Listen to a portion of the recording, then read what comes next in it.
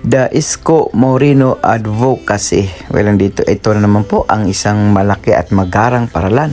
Fully air condition at public school po yan.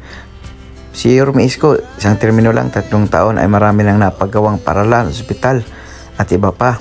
Ngunit ang ating presidente malapit na pong matapos ang iyong termino, ngunit ini isang paralan wala pa rin magawa. Oh my God, Diyos ko, resign na Mr. President. Nabudol sila sa 20 kilo per kilo ng bigas mo. At partida pa yan ni Yorme Isko kasi panahon pa yan sa pandemic. Biruin mo, panahon sa pandemic, ayan, marami po siyang paralang napagawa. Kahit ikutin nyo po dyan at mga kundo, nagagaraang mga kundo na talagang abot kaya ng ating mga mamamayang Manileño. Kaya pag pumili po kayo ng leader, kailangan po tingnan nyo po yung background check. Huwag po kayo pabudol sa 20 kilo na bigas dahil minsan di po talaga mangyayari yun.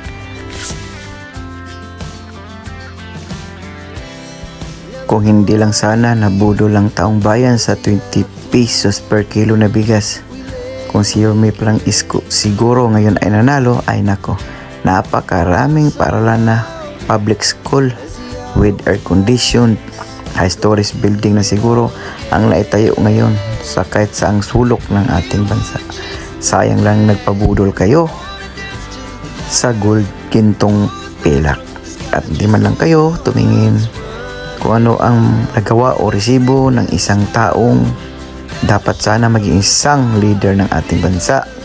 But cause doon kayo tumingin sa nagdidilawang 500, 1,000, ano ngayon nga. I think isa ka rin sa mga nagsisisi na binuto mo si PBBM na wala naman talagang, alam mo, walang nagawa sa ating bayan.